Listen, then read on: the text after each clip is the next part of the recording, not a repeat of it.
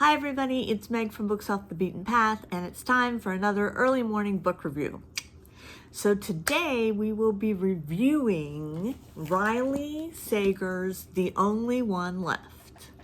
And I may be the only one left to give this a poor review.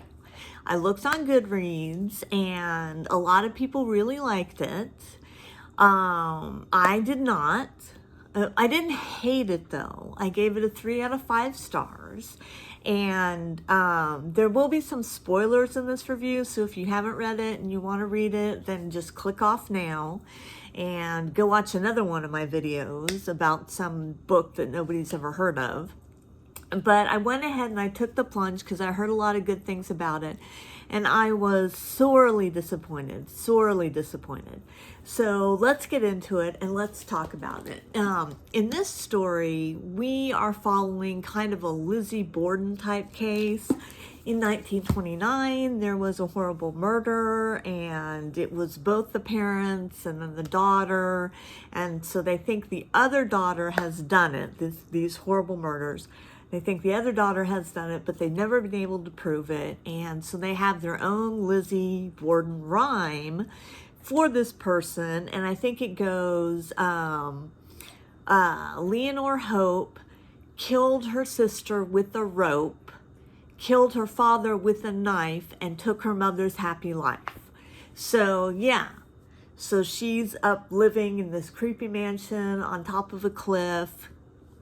And Kit, who is our protagonist, she is our heroine, she is a caregiver who has come to care for Lenora Hope, this suspected murderess who is paralyzed and homebound, and she needs a Hoyer lift to be put in the bathtub, and, you know, just all sorts of things. So I'm reading it, and like I said, it's okay. Kit has her own set of problems that she brings to the story, but I get to the big reveal, which is what I consider the big reveal. And how she even got there, how Kit even got to these conclusions, I still don't know.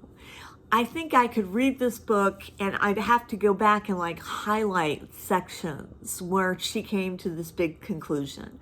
She comes to this big conclusion and there's still this much book left. And I'm like, what the heck are we going to do with this much book left?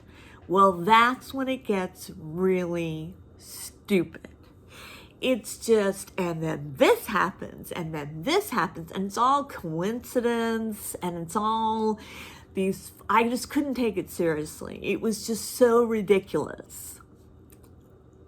The Gothic setting was okay, but there were so many things going on in it at the same time. I mean, you talk about confusing, and you talk about, I mean, it just, and I felt bad about wasting the time on it, which is what I did. Because like when I read my vintage books where nothing too spectacular happens, I don't feel like I've wasted my time. I feel like I've had a good experience. This one left a bad taste in my mouth because I think it kind of sucked me in with the premise. And then the author was just like, well, in order to make it work, I'm going to do this and I'm going to do that and I'm going to do this, and it's not going to make any sense to anyone, but it'll work out in the end.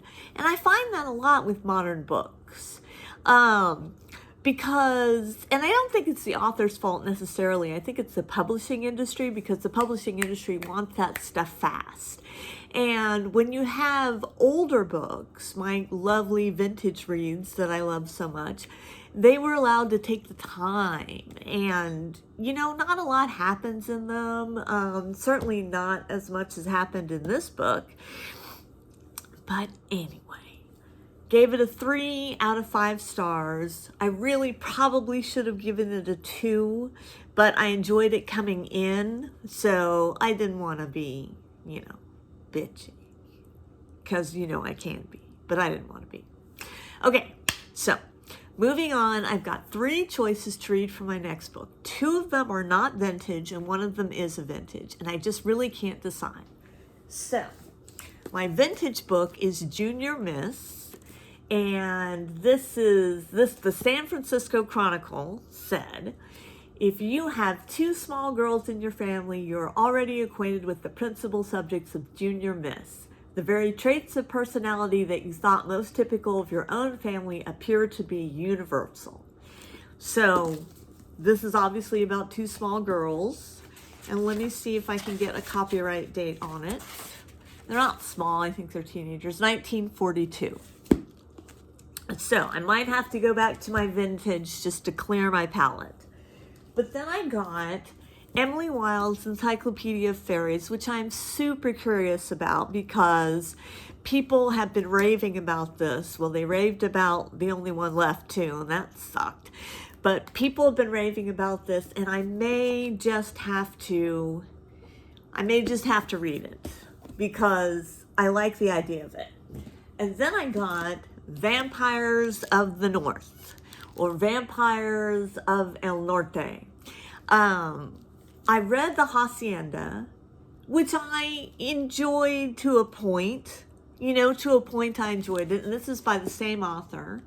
And it's about vampires, so not exclusively about vampires, but both of those look super good.